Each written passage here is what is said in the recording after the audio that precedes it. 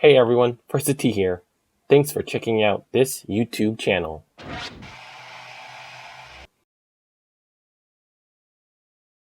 Congratulations, Justin Thomas, on becoming ranked number 1 with a win at the 2020 World Golf Championships FedEx St. Jude Invitational.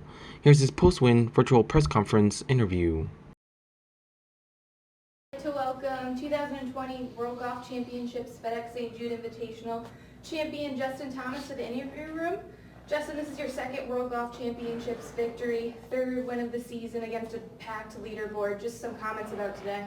Yeah, it was a grind today. It was, it was a place where, I was 4 back, but I didn't have too many people in front of me. I just kind of kept my head down. I tried not to look at leaderboards and really just played my own game. I just tried to make as many birdies as I can if I got the ball in play off the tee, and I drove the ball probably as good as I ever have the first 13 holes. Not so great the last 4 holes, but we got very, very lucky and fortunate on some of those breaks to capitalize. But that's the kind of stuff I guess that happens when you win, and I was just glad to to stay patient and stay in the moment and not get ahead of myself to make sure we got the W. With that, we'll open it up to questions. First up, Rex Hoggard with Golf Channel. Congratulations, JT. Thanks, Rex. Can you get an idea of the conversation between you and Bones when you were right at the 16th fairway after that drive? How did that transpire when you eventually settled off? Well, the big thing is, you have a lot of shots from over there. It's just kind of a matter of how far up it went. I hit it really hard, so unless it didn't hit a tree, I knew it was going to be pretty far up there, but it actually was a lot farther right than I thought, because it is pretty bare and it kind of gets rolling. But luckily it went far enough right to where it wasn't too bad, but I couldn't tell. It was in a little bit of Bermuda, but it was really wispy to where I felt like it could have been a flyer. I wanted to go. I initially felt like I couldn't keep it low enough long enough to carry it to the fairway because of the Bermuda, and thought it might come out kind of tumbling. But after taking those pine straws from behind the ball, I realized that it wasn't really rough.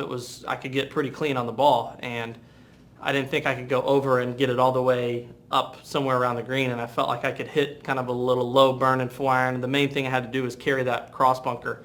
I was probably 90 yards from the green, and I hit it really, really good. It just, it looked like all leaves to me. It just it found a branch in there somehow and just kind of spit it out. But I was trying to kind of get something either up in those bunkers or just right of the green. And but we just kind of talked through it, and he's been in those situations before in the trees and seen different shots, and I have as well. So we made the right decision. And secondly, you talked earlier this week about the challenge of getting the world number 1 and holding on to it. Next time you'd like to hold it for a little bit longer than you did last time. Do you think you're better prepared this time around to hold it longer than you did last time? I would like to think so. I hope so, but I feel like I'm a better player, and I feel like I'm more complete of a golfer now than I was then. I've been working hard. I really have been. I feel like I've been playing better than my results since we came back from the quarantine, and I know that if I keep putting myself there, I felt like I'm going to get it done eventually, and hopefully more often than not. And this is a time of year where it's obviously nice to get on a little bit of a run, but although there's a lot of parts of my game that were really good this week and today, there were still parts that definitely need work, and that's what's exciting. That I felt like I could win by 3 with extremely poor wedge play throughout the week, and I didn't really hit anything too close. I was managing my game really well, and we just build on that and really work on it, get ready for PGA to hopefully start a little something. Thanks. Mm-hmm. Next question, Adam Schupak with Golf Week. Hey, Justin, you made the comment yesterday that you felt you found something. Can you elaborate on what that was? Yeah, I was talking about my putter. I just felt like I couldn't get the ball to the hole. These greens are so good, and they're so true that I think they look faster than they are. They're still fast, but they look lightning. And as fast as they are down green, they're not very fast into the green and uphill. So I had so many putts where I was kind of falling in love with the line, and they were just kind of coming off low and not as hard as I wanted to hit them.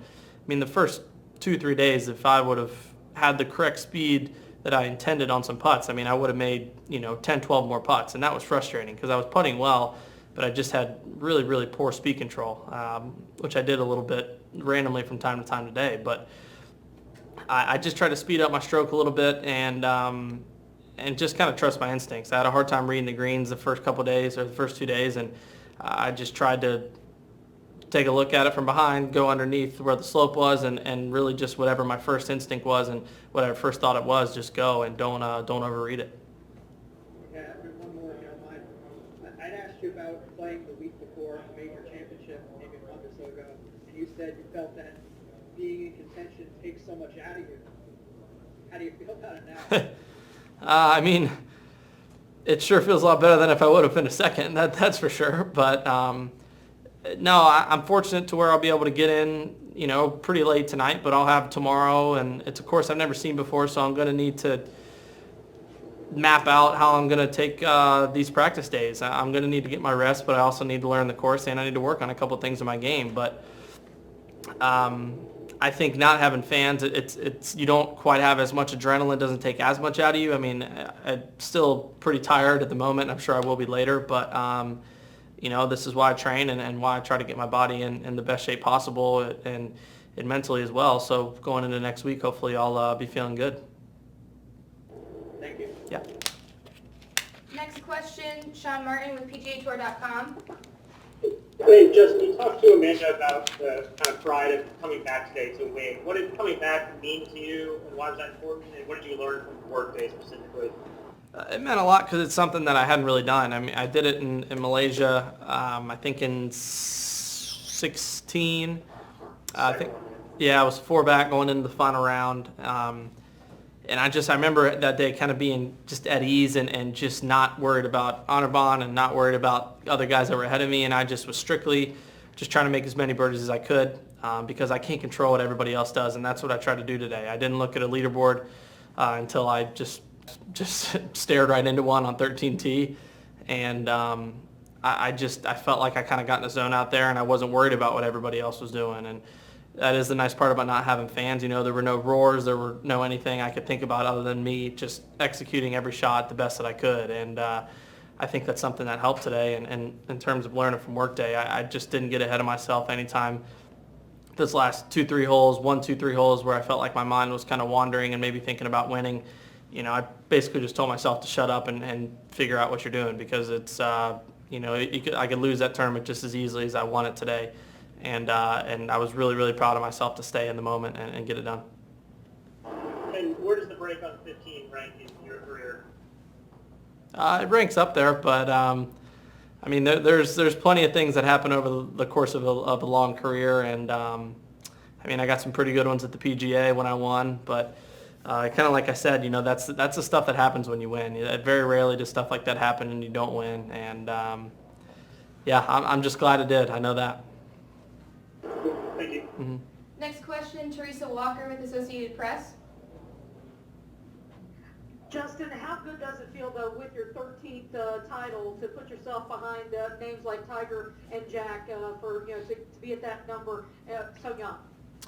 It's great. It's the thing about age is, it's not like you can catch up. Every day you're getting farther and farther from kind of reaching that milestone, if that makes sense. But I've been fortunate to have a good career so far, but I plan on playing out here for a long time and have a lot of things that I still want to accomplish. And every milestone and stepping stone is hopefully something that I can learn from and something that will help me even more in the long run. Stuff that happened today, I learned from past failures and past successes. So, and that's something I think that both of them did so well. They put themselves in contention so many times that not only were they comfortable when they got there, but they learned from past mistakes or successes, and that's something that I'm getting better at. Next question, Brian Wacker. Hey, JT. Just to go back to what you said about no fans, curious, you obviously had Colin make that putt on top of you a few weeks ago, and then today, I don't know if you had seen that Brooks makes that long one on 17. You, I assume, had no idea that happened. What do you think your normal reaction would have been had you heard a big roar? Obviously, you would have known what happened behind you going into 18 there. Well, I mean, he didn't do it before I started the hole. I saw that I had a 2-shot lead on 18T, hence the reason I hit it right of the universe. That was not going left, I promise you that.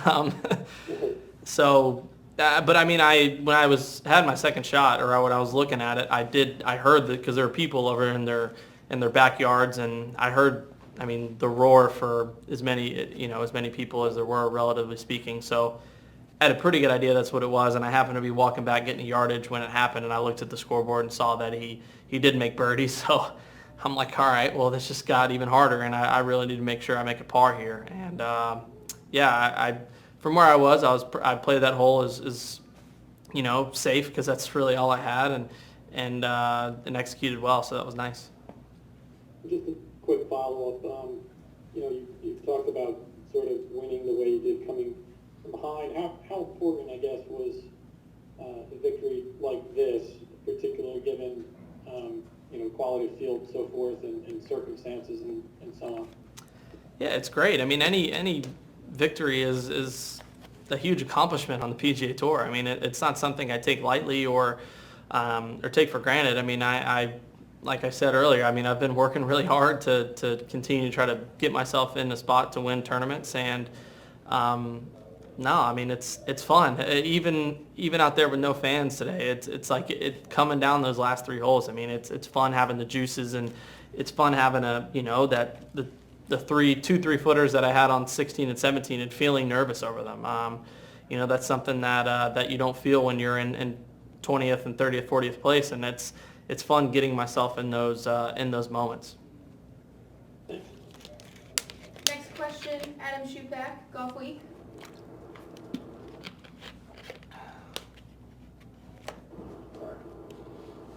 What was your thought process in selecting Bones as your caddy for this stretch? Well, it happened quickly. Jimmy called me on Tuesday, probably about 1 or 2, and told me. So, I mean, Bones was the first one that came to mind, just because I love my dad to death, but he probably wouldn't have made it 4 days out here in this heat. His body isn't quite in the shape for that. He's in good shape, but not caddy in shape. There's 2 totally different things, and I knew that. I talked to Bones before, and I knew that he would be willing to help if something ever happened, and obviously something had happened, and I honestly was 50-50 on thinking if it would work out this short notice. I mean, the tournament started in a day and a half, 2 days, and I was very lucky, but I want someone that I know and at least knows my game somewhat. I mean, Bones knows my game well enough, not only from when he caddied for Phil, but just watching me play a lot of rounds when he's commentating, and to where if I do ask him a question, he's not just saying something to make me happy. He actually has input and feels like he knows. I feel like he knows enough about my game to where he can contribute and be a help, and he was. And what's the shot? I mean, you got a great break, obviously 50. What's the shot that you're going to most remember that you feel like keyed your victory? I mean, it didn't matter at the time, but that chip shot on 18 was pretty sick. I mean, it's being ball in hand is a huge advantage there. I probably wouldn't have hit it that close, but it's not a hard shot to hit inside of 10 feet, but it's pretty hard to hit as close as I did. And under those circumstances, in the grain and the nerves, I was pretty proud of that one. How much you know about TPC Hard and Hard? Nothing. I looked at a yardage book a couple nights ago. Looks like it's a pretty good amount of dogleg left, so I better figure out how to draw the ball here pretty quickly. And but it looks like a pretty course. But other than that, I don't know much. Congratulations once again, Justin Thomas. What are your thoughts on the 2020 World Golf Championships FedEx St. Jude Invitational? Let me know in the comments section below, and please click on the thumbs up icon if you liked this video. Subscribing to this YouTube channel and sharing the video also helps, and don't forget to click on the notification button for this channel so you won't miss the next First 2T video.